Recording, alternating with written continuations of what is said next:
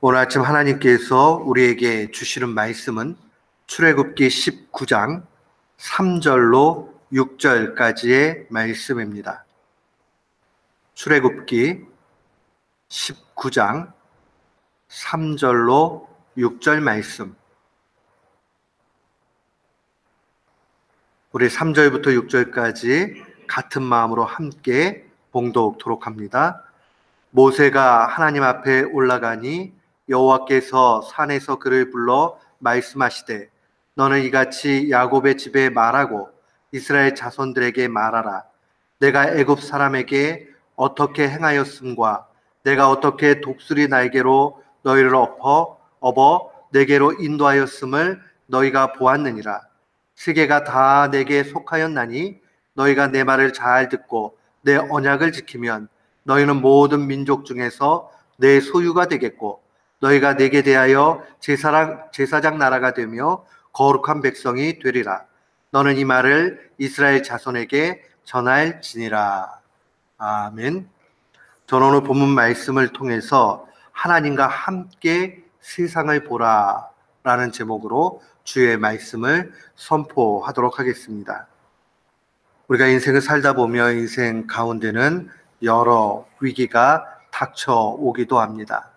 근데 그 위기들을 가만 보면 우리에게 여러 가지 의미를 또 가져다 주는 것 보게 됩니다. 고통의 크기가 커서 힘들기도 하지만은 또 그 안에서 은혜를 느끼기도 합니다. 인생의 많은 위기 가운데 하나를 꼽으라면 그것은 바로 나 혼자 남았다라고 생각드는 외톨이의 심정이 되는 겁니다. 외로운 거죠. 나는 혼자이고 싶지 않은데 자꾸 혼자가 돼 있는 것처럼 느껴지는 그 상황. 처음에는 외로움이지만 이것이 좀 더 커지게 되면 두려움으로 바뀝니다. 야, 이제 나 혼자 이렇게 남아있는 상황에서 어떻게 살 수 있을까 하면서 두려움이 커지지요. 그것이 더 눈덩이같이 커지게 되면 그 다음 나타나는 것은 무기력증입니다.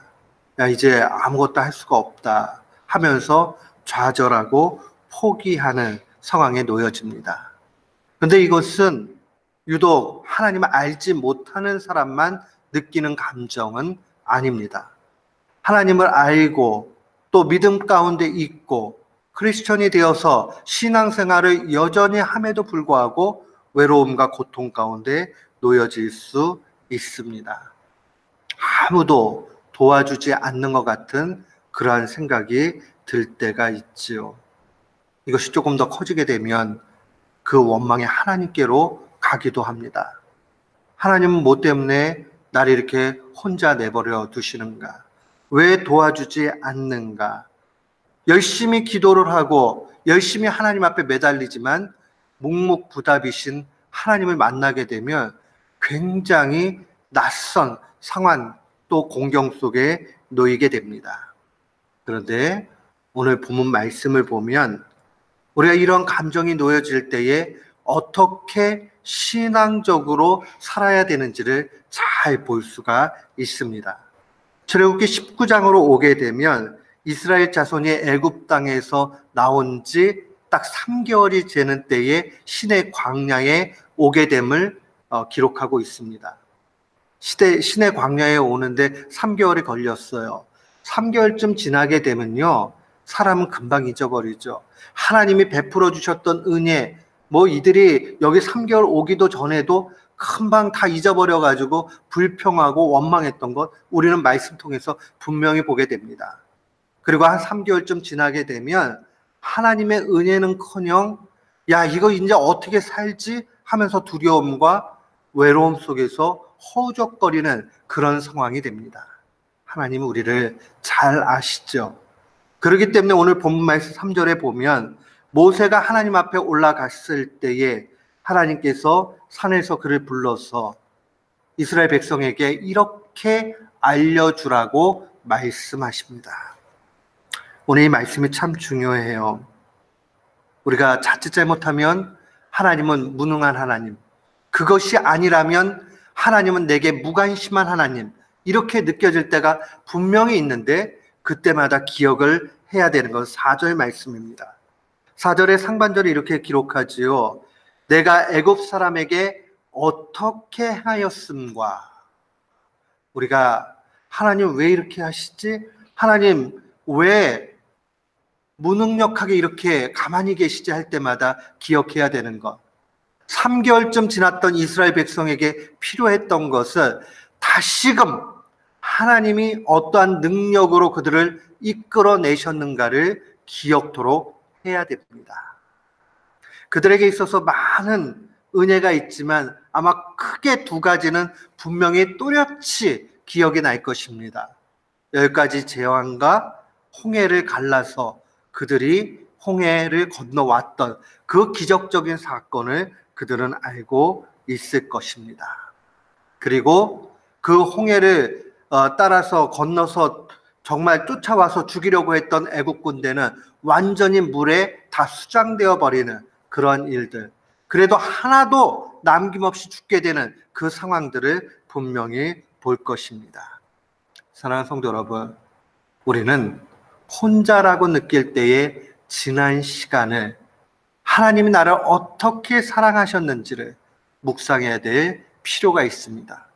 어쩌면 우리가 사진첩, 빛바랜 사진첩을 하나씩 넘기면서 옛 추억에 잠기듯이 하나님이 우리의 인생 여정 가운데 20년, 30년, 40년, 50년 그 이상을 어떻게 이끌어 주셨는가 하는 것을 추억할 필요가 있습니다.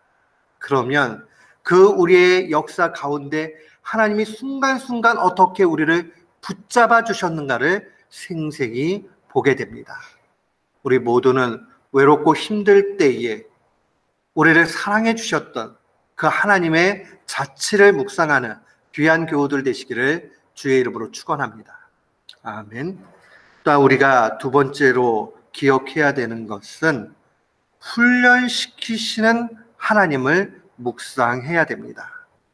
우리를 고독하게 만들어요. 도와주지 않으세요. 그리고 우리가 좌절하고 낙담하기까지 그렇게 내버려 두시는 것은 하나님의 또 다른 은혜입니다. 오늘 4절의 하반절 말씀에 보면 내가 어떻게 독수리 날개로 너희를 업어 내게로 인도하였음을 너희가 보았느니라 라고 말씀합니다. 제가 언젠가 내셔널 지오그래피 TV 안에 있는 와일드라는 그 TV에서 독수리가 나오는 그런 편을 본 적이 있습니다. 이 어미 독수리가 새끼 독수리를 훈련시키는 방법은요, 높은 창공으로 등에 업어가지고 막 올라가요. 그래놓고 뚝 떨어뜨립니다.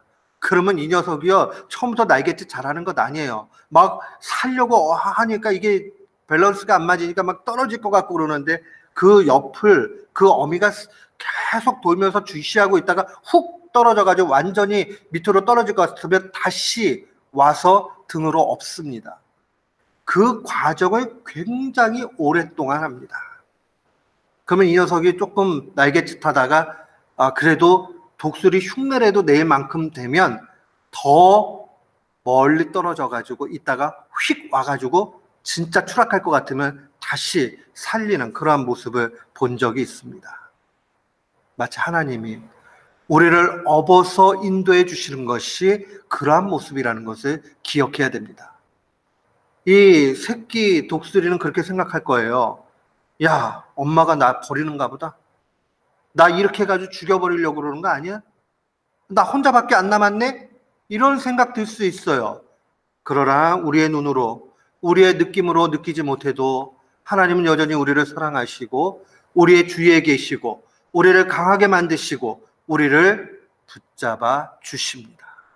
훈련시키시는 그 하나님은 우리가 이 거친 세상을 더 강하게 살아야 하기에 어쩔 수 없는 하나님의 사랑에 놓아주심이라는 사실을 우리는 기억해야 됩니다. 사랑하는 성도 여러분, 이 말씀을 마음에 간직하십시오. 우리는 혼자가 아닙니다. 이어서 5절과 6절 말씀 보면 언약에 관한 내용들이에요. 세계가 다 하나님께 속해 있다. 너희가 내 말 잘 듣고 내 언약 지키면 너는 모든 민족 중에 내 소유가 된다 라고 말씀하십니다. 하나님의 소유가 된다는 것은 하나님의 통치 안으로 들어가게 되는 것이죠. 하나님이 우리 삶 가운데 간섭하시는 거죠. 이 구약의 언약의 완전한 성취가 무엇입니까? 그것은 바로 예수 그리스도께서 이 땅에 오신 것입니다.